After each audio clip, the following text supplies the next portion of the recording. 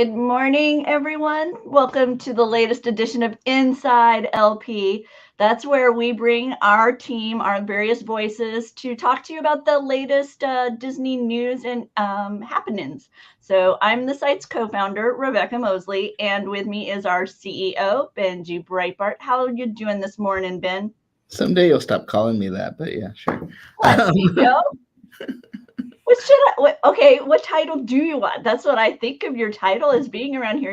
It's nice. I founded the site and now I sit back and let you make all the tough decisions. I think that. Well, I'm having a better day than I think Alex is having because Alex experienced great loss yesterday. So why don't we bring him on? Sounds good.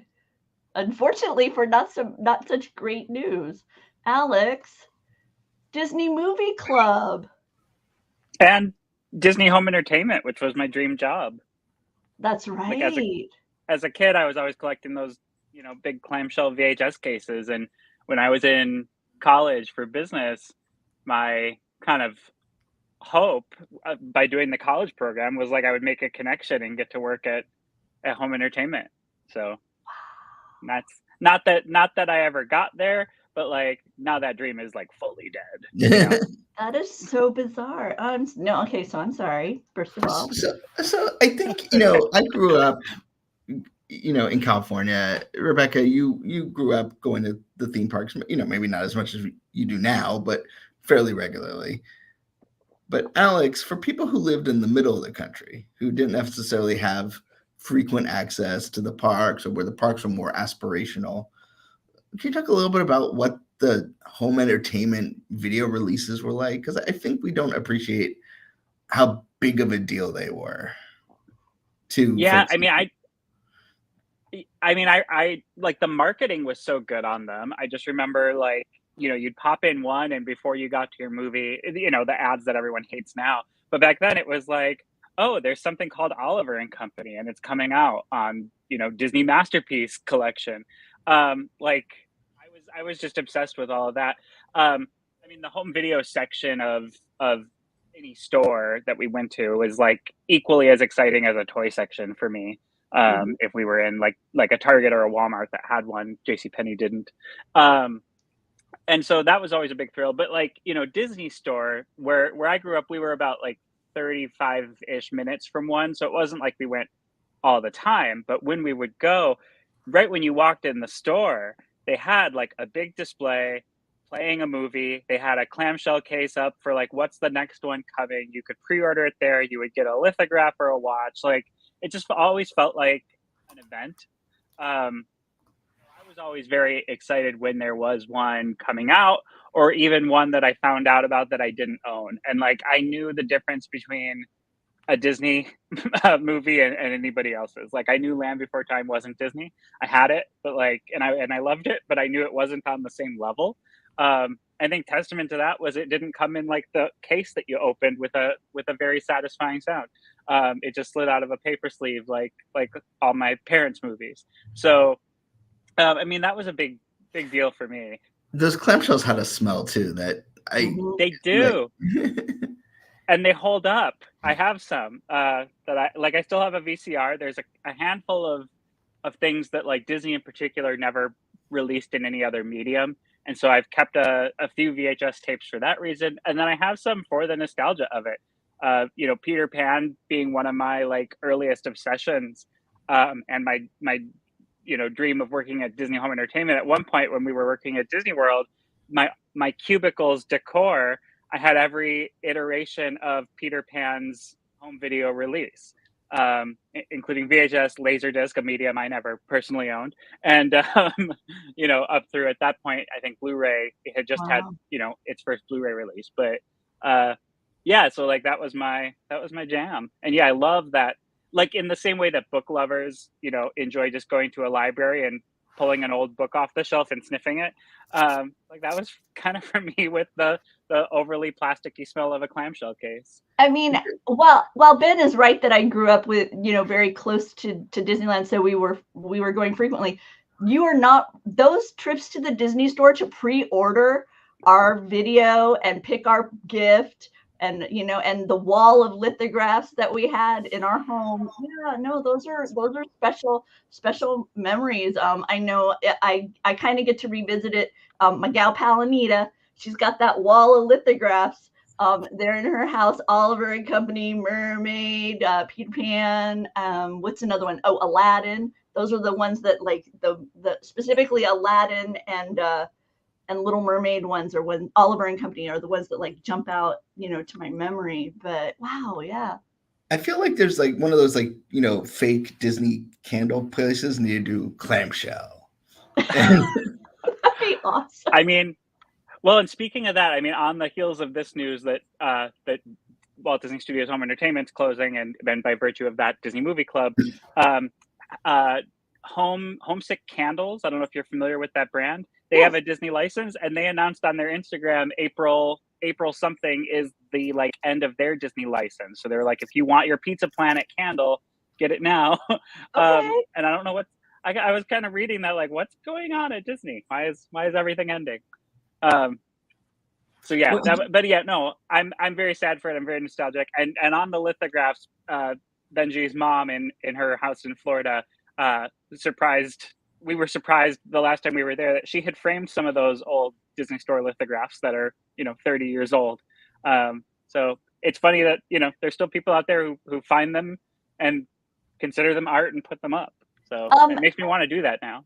Regarding the home video dynamic, though, Alex, over the years, what is the most surprising title to you that you still cannot own in a physical media for yourself? Well, I mean, from the Disney side, I think some of the Annette Funicello pieces, I'm surprised never came to DVD. Like the Horse Masters is one of those where it's a trifecta of Annette Funicello, Tommy Kirk, and what's her name from Darby O'Gill and the Little People? Jeanette Monroe.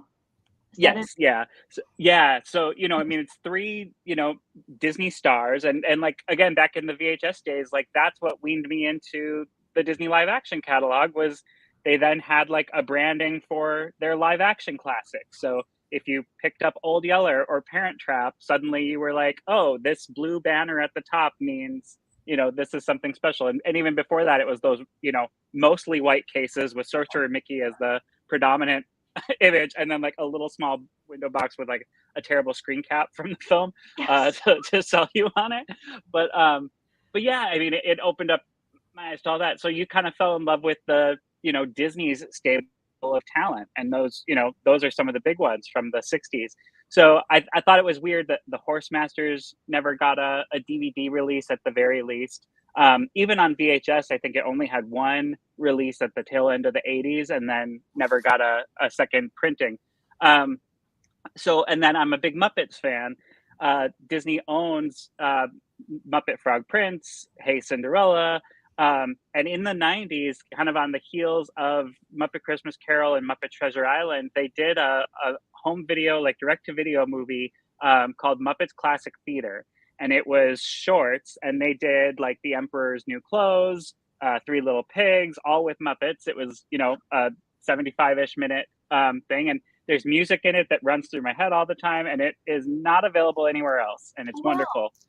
And like, so those are the things, I mean, they could rectify some of that by putting these things on Disney Plus if they wanted to, but that seems to not be a library that they care about for any medium right now. So I'm a little bit optimistic about the Sony news that hopefully Sony will, treat the library a little bit better. I was honestly surprised after the 21st Century Fox acquisition. Disney really didn't do much with the Fox library as it is, unless there was an auteur filmmaker who had like a demand for a re-release. So like James Cameron's films are going to be among the last official Walt Disney Studios Home Entertainment home video releases. Things like True Lies and The Abyss and Aliens are getting 4K releases early next month.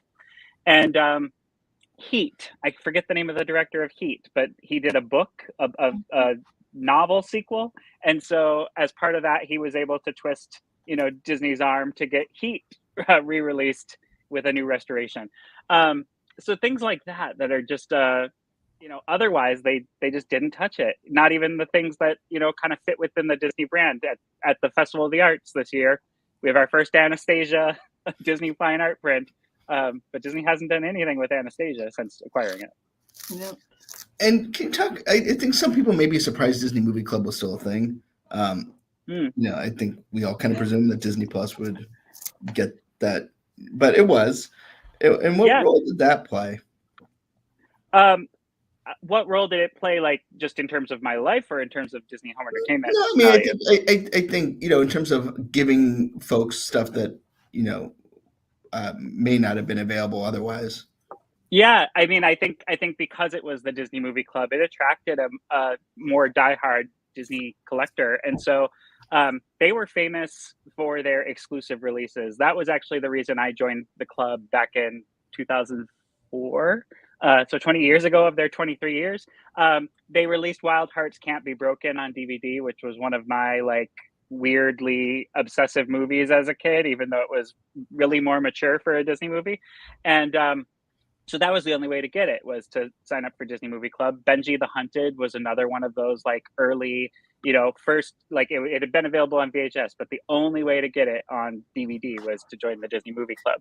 So so those exclusive releases were a big thing, and DVD was the main medium for quite a long time. In about the last 5 years or so, they switched to Blu-ray. And so there were a handful of Walt Disney Animation Studios films that didn't have mass marketability that got released that way, including Black Cauldron, Three Caballeros, Melody Time. On the live action side, Disney had dabbled with, outside of Mary Poppins, Bedknobs and Broomsticks, and Pete's Dragon, they had dabbled with some of their older catalog titles. I think Absent-Minded Professor and Babes in Toyland were the two that got a wide release, and they just didn't sell well enough, so they decided we're not going to put any effort into restoring our catalog titles and putting them on Blu-ray. But Disney Movie Club was the place to get them. So through Disney Movie Club, you've got both versions of The Parent Trap, not the TV sequels though. You've got Old Yeller, Swiss Family Robinson, all those live action classics, 20,000 Leagues Under the Sea. You can get those on Blu-ray only through Disney Movie Club. I'm curious what's going to happen with their inventory as this goes away. But yeah, I mean, a lot of those kinds of titles, and a Goofy movie, one of those films that kind of has had a huge renaissance in interest. As it stands right now, the only way to own it on Blu-ray is through Disney Movie Club or that Disney Legacy Animated Films gargantuan box set. I think it's through Disney Movie Club that I got a copy of Mr. Boogedy. Yes, yeah, I got that for you again. A semi-obscure TV title that just a certain generation has an affinity for. Same with Child of Glass in that same category. Yeah, and so those two 80s TV movies, TV specials, some of which only ever had one airing. Fuzz Bucket, I'm looking at you. Got DVD releases through Disney Movie Club, and pricing wise, they're not bad. Return to Oz again, another one that has a huge diehard fan base. It's a cult classic, and the only way to get it is Disney Movie Club. I'll just chime in real quick. Sorry, Alex, but I was kind of surprised that Disney Movie Club survived the arrival of D23. When D23 was announced, I kind of thought that some of these affinity programs that we saw would kind of get absorbed into it, but it never really took on that role. It really was much more an annual of a biannual of it. No, that's the wrong word. An event, and every so many years, and then these little gatherings here and there. Yeah, and I mean, I guess I am surprised in some way that Disney Movie Club never had a bigger presence at the Disney Expo. Thinking about how Disney Music Emporium would handle things, where they would have a booth. They would have early releases there that would then be available everywhere else. And I'm wondering if part of that wasn't just the club nature of it, that you had to be a member to get these things. But you're right. And I mean, when D23 started, I had a feeling that Disney Movie Club exclusives would shift over to a D23 type of thing. And the only DVD release that I'm aware of that D23 ever had a major hand in, outside of those, the documentaries on the Sherman Brothers and those, which I think they sponsored, but they did a collection re-release of the Walt Disney Treasures DVDs. I don't know if you remember that. It was a very, like the Disney Legacy Animated Film Collection, it was a very cost prohibitive set. And if you were a serious collector, you had already gathered all of those. So I don't remember it selling well. It was only available through Disney Store. But yeah, so I think Disney Movie Club already kind of had that market tapped into by the time D23 came along. And because of the nature of any of those kinds of clubs, because it followed the Columbia House model, when you joined, you had to like commit to purchasing so many. You know, at the beginning, when I joined and it was DVDs only, it was, I think 5 movies for a penny. And then you had to commit to buying 5 movies at full price over the course of a year to not have to then be retroactively charged for those. So now that it's closing, is there some deals that they have on the website? Or yeah, there's quite a lot of deals. I mean, they're basically having a going out of business, you know, clear the inventory sale. All of the exclusive titles, which and I'll preface this by saying Disney Movie Club may have at first looked cost prohibitive if you glanced at just the full price, but typically an order is if you buy one movie at regular price, the rest are, you know, at minimum 50% off and usually more than that. So you were very rarely paying like $20 for a title. But right now, all of their exclusive titles are discounted to $15. And that also includes some movie bundles. Like they have the Fantasia 2 movie pack along with the Mickey 90th anniversary collection. So it's like, you know, 3 Mickey movies for, you know, $15. They also have a collection of like Disney princess movies. I think it's Little Mermaid, Beauty and the Beast, and Princess and the Frog, $15 if you don't own those already. What I got really excited about was the Disney educational DVDs have always been really expensive because they're typically priced for like a school administrator to buy and use forever. And those are now down to $5. So I picked up all the Science of Imagineering ones because they're things I've always been curious to see. And I know they're old. Like one of the covers on I think the topic is electricity, has a firefly from Spectre Magic on the cover. That's such a good episode. And we watched. That's a favorite of my son's. We've seen it many times. It's so good. Yeah, so I've never seen those. They were always something I would look at and then put down. I also got the Timon and Pumbaa Wild About Safety DVDs. I know them best for like their company clips, little interstitials. But like this was also in the classroom. I was really tempted to go for Bill Nye the Science Guy too. They have a lot of those, but they're on Netflix, and I assume, you know, I won't have much value for rewatching them in the future, so I passed on those. But yeah, a lot of those kinds of sales. And then they've always had like random giveaways, usually lithographs, and they're much smaller than the Disney Store ones. They're like the size of a DVD. And sometimes there'll be like an exclusive little trinket, and they're selling all of those individually right now. And then what I was really surprised by, I had almost forgotten about this, Disney Drop, which was that thing where they were sending Disney Plus subscribers curated boxes as a surprise. Yeah. And so individual items that are Disney Drop branded are available for sale in there. So I picked up pins. I think it was a Spider-Man, a Mickey, a Minnie, and I think there was one other one. There were some like lenticular lithographs that were exclusive to these Disney Drop boxes. And, you know, all of that stuff was like between $5 and $10. And I was just like, well, I never got a Disney Drop box. Like, I'll pick these up. So yeah, there were some surprising new things in the merchandise section of the club that I don't think were there before. And do we have any idea if this is going to have any impact to the Disney Movie Insiders program? I know I just was on their website. They have a couple new items today, including a Reluctant Dragon digital background. Which I still am so surprised. Year of the Dragon, we didn't see more Reluctant Dragon kind of creep into but some of the merchandise line. Some of the Disney artists that I follow have been doing like their own Disney Dragon things, and they have done that. And then there was an artist who did he did a cat one and a dog one where it was like a swirly loop of like, you know, Disney dogs through the years. I think the dog one was like from Pluto to Legend in Strange World. So he did a dragon one, and I guess it keeps selling out, but it has Figment in it. It has the Reluctant Dragon in it. And then the weirdest one of all, like I didn't recognize. I'm drawing a blank on it now. I want to say it's like Genie as a dragon is in there, and Madame Mim as a dragon. Yeah. But there was one towards the end where I was like, who is that? And I had to go on a deep dive, and it's escaping me right now. But it's like a very obscure Disney dragon Awesome. in there.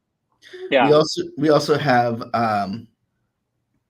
there's a Marvel by Fred Siegel crossbody bag, a Disney Classic Storybook collection for 500 points, and then for 800 points you can get a pair of passes to the Disney Wish sing-along screening event in Burbank, which was also you could get as part of D23, and maybe the last sort of like major marketing event Disney Home Entertainment puts on, which is sad, but yeah, I'm the future of Disney Movie Insiders, just my not so bold prediction is that with Disney Movie Club announcing its closure for July, Disney Movie Insiders uses the same distribution hub in Wisconsin. Like they're essentially one and the same on the back end, and so I can only imagine that the closure of Disney Movie Club implies the closure of Disney Movie Insiders, and the fact that Sony is going to be handling home video releases for Disney going forward. I don't really see why it would be in Disney's interest to keep that going. A big question I have in the air that I haven't seen answered anywhere about the Sony deal is how digital copies will be handled. Because the deal specifically calls out disc releases, Disney, it seems like, will continue to own the digital side. And any other time I've seen a licensed out video release, it does not include a digital copy. And that was how you got your rewards points through Disney Movie Insiders. You redeem the digital copy, and then you get your points to redeem for other things on Disney Movie Insiders. So I would think this is the end of Disney Movie Insiders.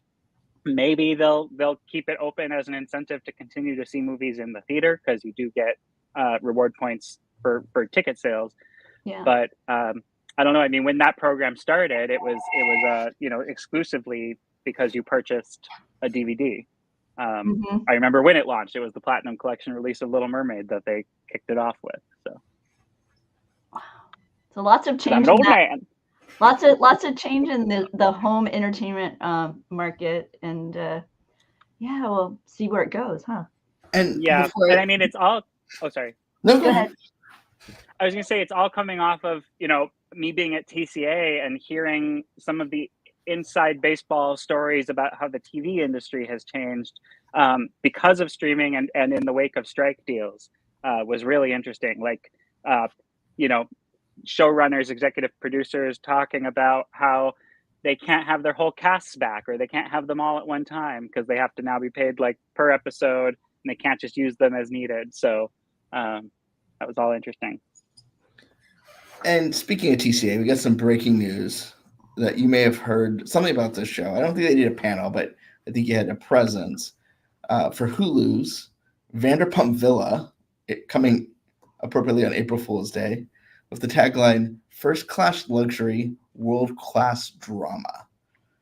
Did you have any Vanderpump experience at TCA? I had two Vanderpump experiences. One was because of Disney, and that was a breakfast. So the Vanderpump Villa, I will say I'm not a Bravo viewer. I've never seen Vanderpump Rules, I think is the name of their reality series, or the Housewives show that I guess Lisa Vanderpump became famous by.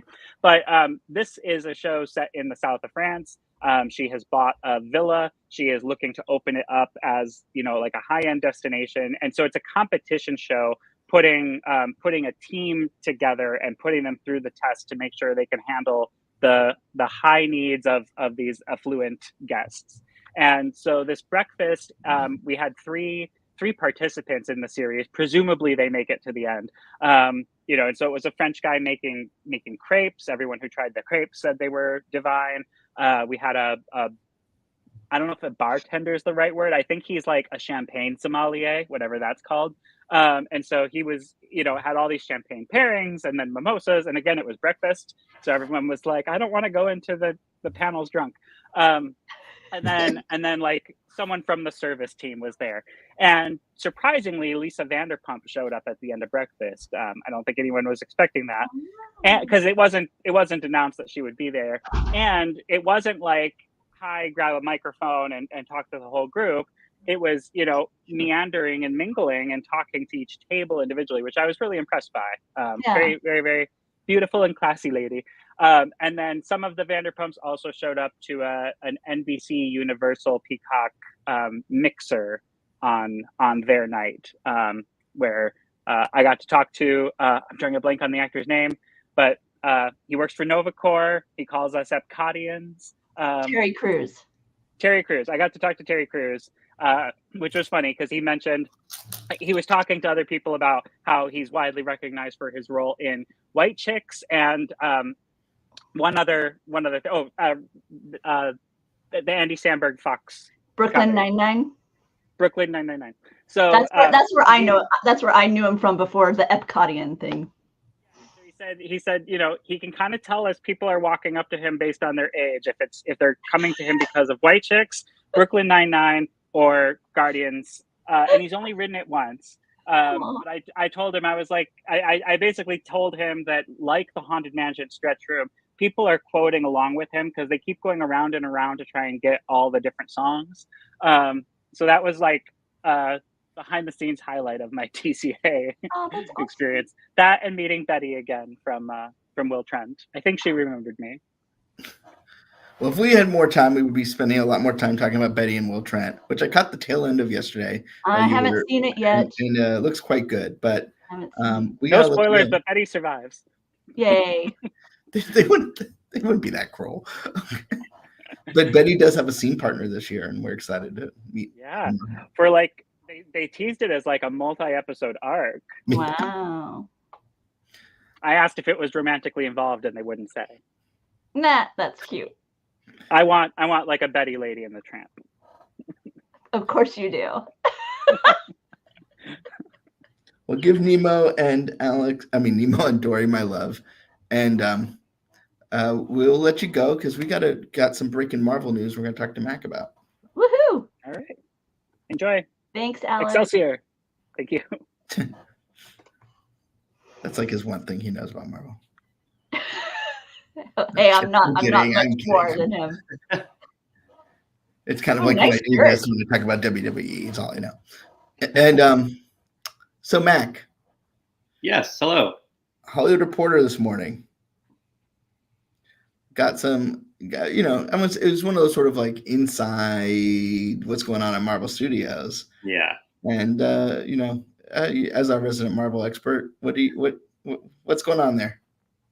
I think the biggest story to come out of this is that Marvel is seemingly looking to change the title of Avengers: The Kang Dynasty. This is a big conversation point for the last, I don't know how many months for Marvel fans, wondering what's going to happen with the next big bad, somebody who's going to fill Thanos' shoes. Obviously Jonathan Majors is no longer playing the character. My thought was they'd most likely be looking to recast. Now it seems like maybe that's not the case. If they're going to be removing Kang from the title, and then possibly even there's talk of them minimizing the character or even completely removing him altogether. So that was a really interesting little tidbit there this morning that caught me off guard a little bit. And we also got some news about, so I guess we haven't talked since they announced the Fantastic Four, previously known as Fantastic Four. We got the cast, the kind of confirmation, not exactly shocking news there, but also kind of a weird sort of like, I would say 64 World's Fair vibe, which, Marvel has pulled on for Iron Man 2 before with Stark Expo and stuff. But what's your take on that image? Yeah, I love the art. It's awesome. I think a lot of people are excited about this 60s vibe. And I actually kind of expanded on this a little bit. We have a full story up on Laughing Place right now, but sort of a theory about where they're going with Fantastic Four here, and kind of played off of, the fact that this news came just a few days after the Deadpool and Wolverine trailer debuted. And so there was a big presence of the TVA in that Deadpool trailer. Now we're getting the Fantastic Four set in the 60s, seemingly. So, how would we potentially bring them into the present day, interacting with the current heroes? TVA might be assembling some heroes to what I thought was going to be to Kang, but I guess that's maybe not the case now. But so maybe they're going to be bringing the Fantastic Four in just like they did Deadpool. That'd be pretty interesting. The Iron Lad dynasty. Yeah, yeah, it could be. And the other thing that I thought was interesting in this article is they talked about how there's going to be 2 Disney Plus series this year for Marvel. We already had Echo, and we're going to have Agatha : whatever it's called this week, Coven of Chaos, Darkhold Diaries, Miami. And what's the deal with Ironheart? Which I think was filmed like 42 years ago. Yeah. So they reported that has been filmed. I don't think we ever saw anything. I think we knew that they were filming a little bit while they were doing Black Panther: Wakanda Forever. But apparently the whole series has been shot now, and we still don't have a release date for it. There's no Ironheart on the Marvel schedule as of right now. So it's pretty interesting. I would assume they still have some things to shoot or reshoot, as is so often the case with Marvel projects. But it's really strange that we don't have any sort of information on that series. Because we were shown footage at the 2022 D23 Expo. And I know Marvel loves their reshoots, but it just feels like, if you're so my understanding is that they were filming, kind of in that era around, late 2022. So it just seems odd to me that, it's going to be held till 2025 because, she's not, an ancient character, but she's not,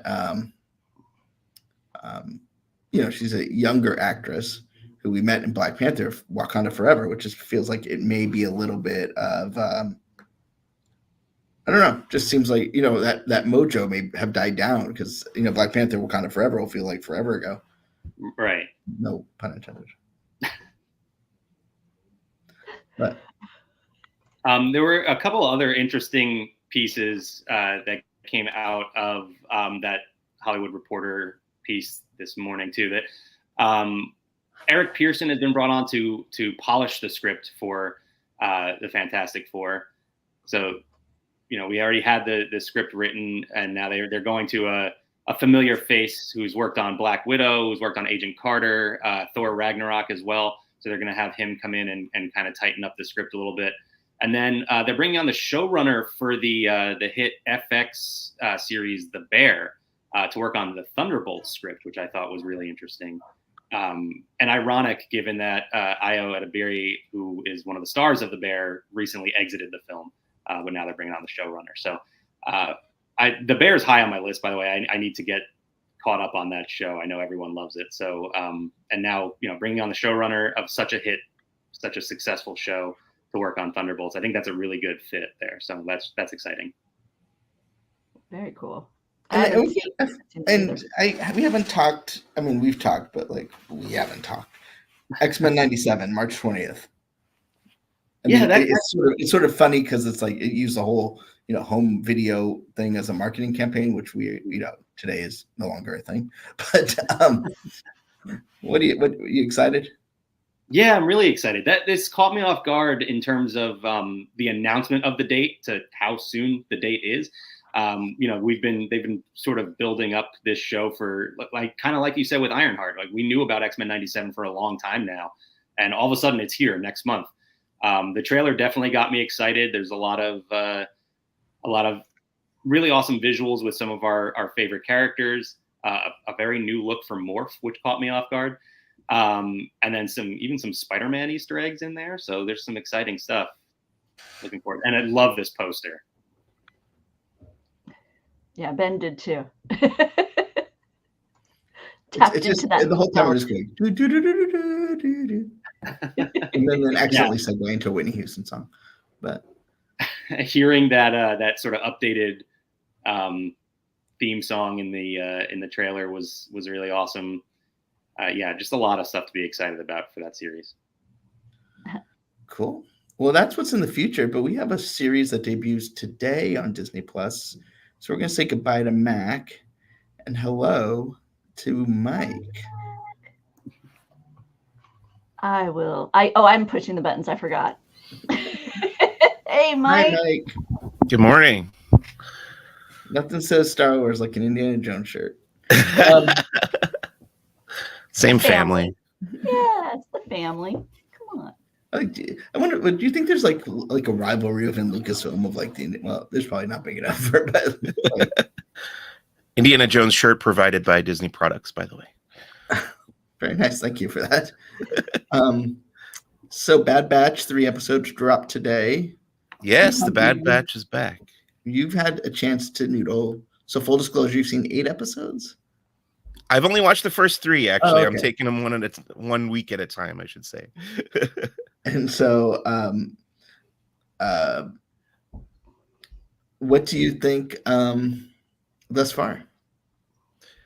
I really like these first 3. I thought it has the show has matured, at least in these premiere episodes. The show has struck a darker, more serious tone, which as an older fan, I appreciate. Though I think, there are probably kids growing up on this show like you would any cartoon series, and maturing along with the characters as well, with Omega and the other members of the Bad Batch. So, I think it follows a pattern that Dave Filoni has set in the other Star Wars animated series, where they all kind of start off a little goofy and then just get more and more serious and weightier as they go along. So I'm enjoying that about it for sure. What did you? So are we gonna talk spoiler here a little bit? Should I like put something on there, or should we like not? It's too early in the morning. That I don't know how to handle these like overnight drops. What's the verdict? I don't think it's quite ready for a spoiler. I think you got to wait till like tonight. But if we can talk in broad strokes. Okay. So one thing is cloning is obviously a big part of the show. I just finished season 2 last night. It kind of got away from me. Is that just do threads of that seem to continue? It seemed like perhaps it would. Definitely. So where we last left off, we can talk about that. The status quo at the end of season 2 is Omega, who is a female clone of Jango Fett, has been captured by the Empire, and she's been held captive at this place called Mount Tantus, which longtime fans of Star Wars will recognize from the Timothy Zahn novels in the early 90s. And it is where, in the current canon, it is where they are doing experiments on cloning. And, if you know where the cloning project ends up, you can guess what the larger goal is of what they call Project Necromancer in the Star Wars universe. And that's what they're working on there. So also in captivity also being held captive at Mount Tantus is Crosshair, who was the member of the Bad Batch that didn't he decided to stick with the Empire. He didn't change factions basically after Order 66. And as of the end of season 2, it seems like he might be heading back toward the good side. So that's where those two characters are. The other members of the Bad Batch are kind of searching for Omega and trying to figure out where she's being held. There's also a really interesting new villain named Dr. Hemlock, who's voiced by a character actor named Jimmy Simpson, who I always enjoy. He was on Westworld. He was famously a recurring bit on David Letterman, and I'm just really enjoying him as a villain in Star Wars. So Bud Melman? What's that? Bud Melman? Not Larry Bud Melman. No, different guy. But yeah, it's off to a really good start. I hope that I think my big complaint about seasons 1 and 2 of the Bad Batch is it was kind of inconsistent in quality. You could get a really great episode followed by a pretty mediocre one. So I'm hoping that season 3 proves to be a little bit more consistent. And one of the things that I think is interesting is we've seen sort of, I mean, obviously we know what happens in Rise of Skywalker and regarding cloning, and we've seen some touches of cloning in The Mandalorian. Yes. And we also have it kind of happening here in Bad Batch in a way. Do we think that those two stories will somehow come together at some point? Well, the interesting thing about the way they handled cloning in The Mandalorian was we knew that there was this cloning project going on. They kept hinting at it in the show, and it kind of went in a different direction than we were expecting because the assumption was they were working on cloning Emperor Palpatine. By the end of season 3 of The Mandalorian, we figured out, it was revealed that Moff Gideon actually just wanted to clone himself because he thought he was the next heir to the Empire, as it were. And that didn't work out for him because his plans were thwarted. Spoiler alert for the end of Mandalorian season 3, but that's been out for a year now. So then we go back to the Bad Batch and the cloning Project Necromancer that's been working on there, and that is much closer to what you would expect. I guess we can just come out and say they're working on cloning Emperor Palpatine, and that definitely comes into play in the first 3 episodes that came out today. I was going to say, I think there's a much more deliberate through point with the way the storytelling is evolving with Bad Batch than we saw with Mando. I'm excited for the arc of Omega, having seen the first 3 episodes. So I will share that. You really do feel that there's a maturity happening with the character there, and you're beginning to see hints of other things that have been speculated and kind of guessed about that have been out there. I think you're beginning to see them drop even more breadcrumbs, kind of lead you in those ways too. So yeah, we'll see where. I just don't like that D. Bradley Baker's tweets are all like, bring out the tissues. And I'm like, oh no, I don't want to just cry week after week. I don't want This Is Us Star Wars version. So, but I didn't feel like, I kind of went in expecting that, but I didn't feel like there were. No, so I think far it was so good. Yeah, a positive outcome so far. We won't spoil too much. So, and this show kind of was the outgrowth of Star Wars: The Clone Wars. I think that's safe to say. But where do we? And since this show is wrapping up, do we think Lucasfilm Animation? Where do we see this going? I wouldn't be shocked at all if there's another animated series that follows up on this one, because I think they've proven really popular. At least from what I've seen on social media, people are really enthusiastic about the return of the Bad Batch, and the Clone Wars has been embraced in the 15 years since it came out. I know Rebels is really popular. Obviously, they brought a bunch of the Rebels characters to live action in Ahsoka. It's proven a really fertile field to grow new Star Wars characters and have those characters evolve into something else as well. So I wouldn't be shocked if we got a new Star Wars animated show taking place, maybe, I don't know, somewhere else in the timeline. You could go, well, they already did Resistance, which was closer to the sequel trilogy. You've already had Rebels, which was closer to the original trilogy. I'm not sure where they would go next in the timeline, but I would be curious to know if they're developing something else. And before I let you go, I do want to ask about, we got the second batch of, or a new batch of episodes of Young Jedi Adventures, the Disney Junior show that takes place at the High Republic era. Yeah. So that we don't get concerned that the Jedi won't make it. It was funny when they were making the show, they were very clear that this takes place long before Order 66. Yeah. So you don't have to wait. The series finale is not like, the Clone Wars season finale. And they go to Batuu. Yeah, I haven't seen the full however many episodes they dropped, but I did watch the Batuu episodes and I watched the finale.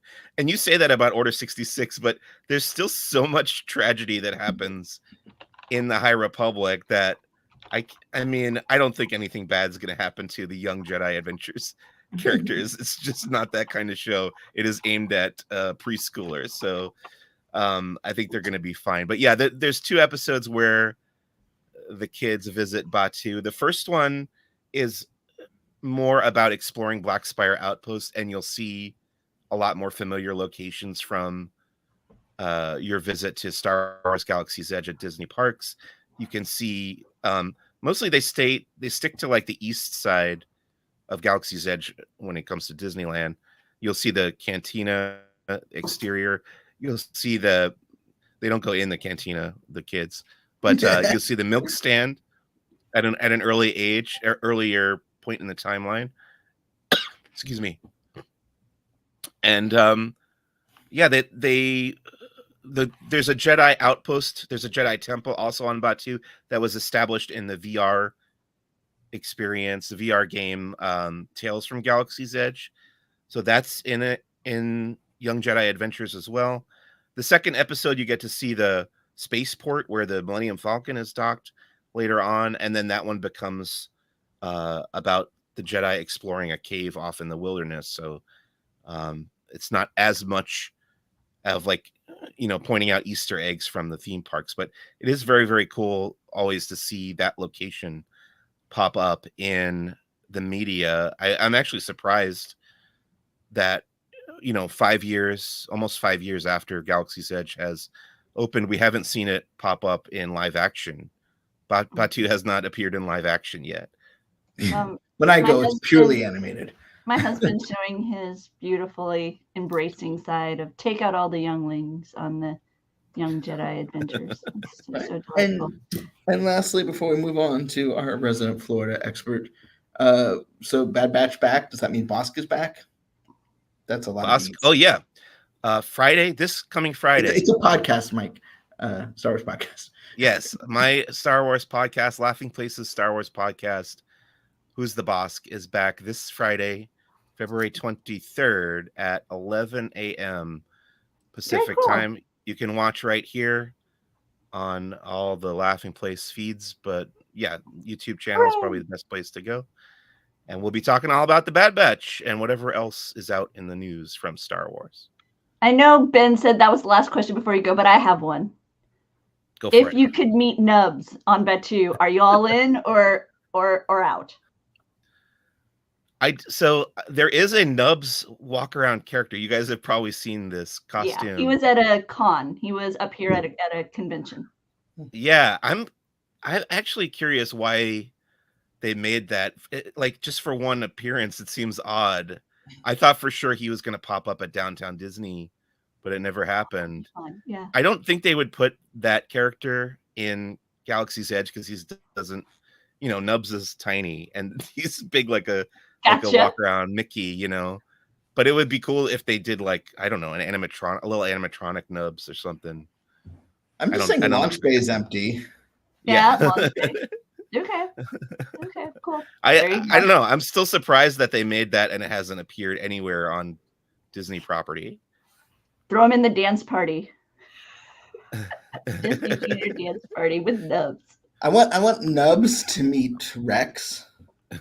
And just have and then have Perry the Platypus and just actually a whole deep Bradley. DJ Rex or Captain Rex? No, Captain Rex. Specify. Now that you say, well, I don't know which Captain Rex you're referring to, the DJ Rex or sorry. Yeah, I mean the one that's voiced by D. Bradley Baker.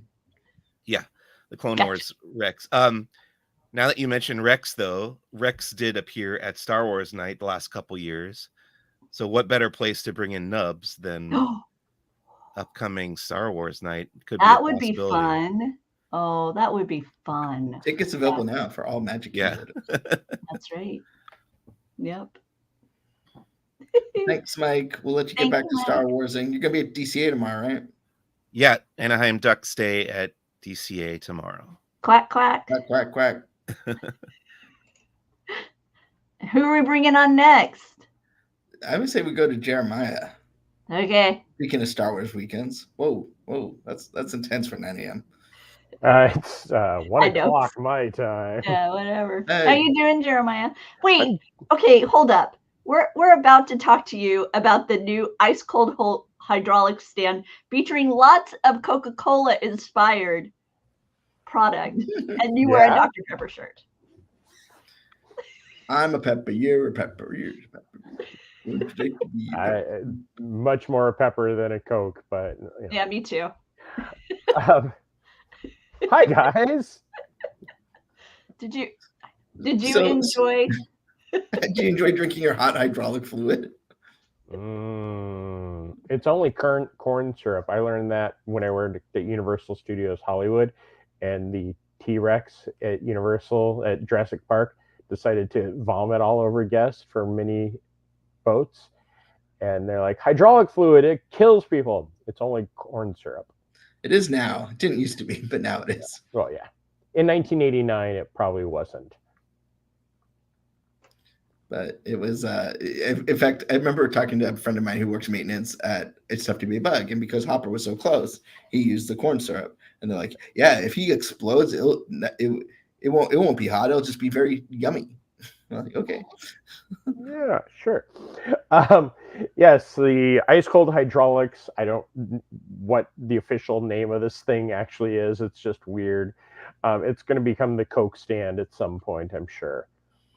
Just opened up yesterday. And you, at the last minute, went to Hollywood Studios to capture all the late breaking news. Yeah. This has been under construction for quite a while now. It replaced a beer cart that used to be in the area that had pretzels and churros, much like Baseline Tap House has right across the street. So it was kind of a little bit redundant. But now it has slushies, rum and cola slushies, these very yummy cinnamon rolls, and some mini churros that have bourbon flavored infused something. So I went with the slushie and the cinnamon roll with the candied pralines on it. And yeah, that was very good. It was nice because it was a cooler day.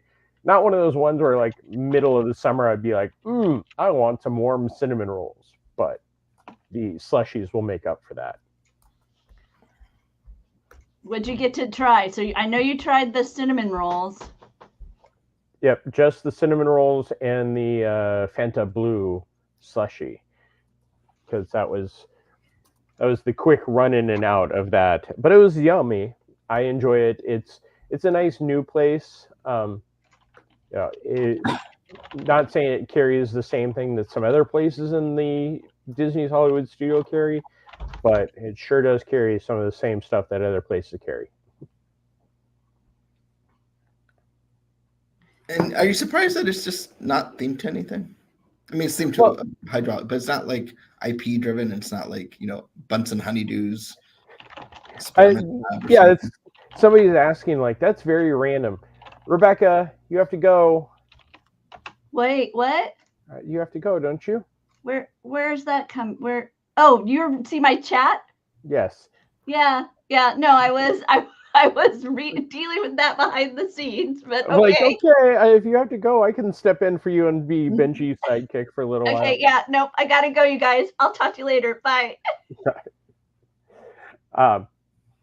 One of my friends was asking why it's there and how random it is, and it fits the Grand Avenue theme of kind of industrial, and right next to the Gonzo's, Royal Flushes. So it's kind of like, oh, here's industrial stuff going on. Hi, Doobie. I was told to be here. Oh, okay. Oh, we're happy to have you. There's a lot of white, Doobie. I wasn't prepared to be here. Usually I close my blinds. Sorry. But yeah, it's a nice little place. It's a good quick service. They have some nice little benches outside, which helps in that area. But we'll see how busy it gets in the middle of summer. With that, the gelato cart that's right across at the entrance of Muppets, plus Baseline and everything else. So it'll be interesting to see well, I guess yesterday was quite a busy day at the parks. It wasn't too bad. Speaking of yesterday being quite a busy day at the parks, wow, was it busy at the parks yesterday?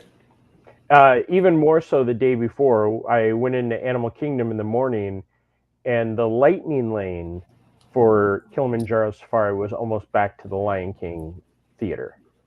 Not the regular line, the lightning lane. That is crazy. Yeah. I walked by Star Tours, the queue was full, plus the line for the lightning lane was back to the gate around the Jedi Temple. So that's crazy. They have reservations for a reason, right? Yeah. I mean, that's a whole other issue, but what is the reason they have reservations? It's clearly not to keep the crowds down. I think reservations at this point just drive the demand more than anything else. Like, I don't know for certain if they got rid of the reservations, if things would calm down a little bit more. But, I know that cast members and annual pass holders for this week, there's not a lot available. And this weekend was completely out. And it wasn't a good to go day. Yeah, I think there's a good to go day coming up next week or later in this week. Let me look. And I think someone in our team said yesterday that Genie Plus sold out before the park even opened at Magic Kingdom. Genie Plus also sold out again today. Yeah. Peter Pan was, I know we were looking at a Peter Pan's flight Lightning Lane return that extended to the carousel. And its average wait yesterday, thank you, laughingplace.com, was 94 minutes. 94 minutes, which was slightly higher than Rise of the Resistance yesterday at Walt Disney World. Yeah, and Magic Kingdom's open till 11 on a Wednesday in February. I know that we have the marathon or the half marathon coming up this weekend. We're coming out of President's Day weekend. Plus, last week was Mardi Gras, so everybody in Louisiana comes to Florida. Lots of cheerleaders. Is that what's going on? I mean, it just seems really crowded.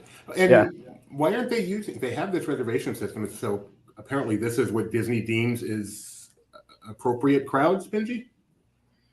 I mean, I have questions that I don't know that I have answers to, but yeah, it seems like, you got one or the other. You make reservations and that you preserve the guest experience, or you let everybody in and, what happens.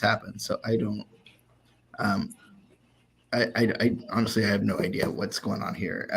It could be just poor planning in terms of, what, how that number of guests feels like based off of what's happening in the park.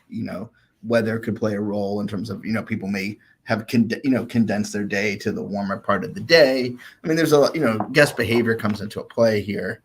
It's not just the number, it's how that number feels. But I don't have the answer because it doesn't make any, unless it's a boo-boo and they meet, they let too many reservations out and, they'll learn moving forward. But once you make the reservation, you don't really want to be turning people away. Well, today for annual pass holders, all parks except Magic Kingdom are open. For this weekend, it is all parks are available. And then on the 27th, next Tuesday, we start back. Tuesday, Wednesday, and Thursday are good to go days where reservations aren't needed, but they still have the reservation system there. So it's very interesting. Can they remove good to go days? I think once the good to go day, it's a good to go day. Because do you not understand what good to go means, Jeremiah? It means you are good to go. Yeah, let's see how well that works. But and then what do you got coming up the rest of the week? You're going to SeaWorld tonight, right? I am going to SeaWorld in just about an hour and a half. We're getting a hard hat tour of the new Penguin Trek coaster, which is very exciting. It's today is actually also the anniversary of Icebreaker over at SeaWorld that opened 1 year ago today. So they're on track to take over the coaster capital of the world. I know they're the coaster capital of Central Florida right now, which is an interesting title because they don't have much competition, I feel. And then I'm going to head out to Blizzard Beach on Friday, weather dependent if they're open, and get some pictures of what's going on out there, see how it is. That's never awkward. Hey, I'm good at getting pictures without lots of people in them. So, and if it's a cooler day, I won't have much problem. Make sure you wear that trench coat. That'll help too. Thanks. You got a tough life there, Jeremiah. Yeah, you know me. Well, speaking of good to go, it's time to go. But any final words and wisdom from our fearless leader, Eugene Fitzherbert Mosley? No, none whatsoever. All right. Well, thanks so much for joining us for this installment of Inside LP. We'll be back soon whenever we have time. All right, news breaks. And where it happens.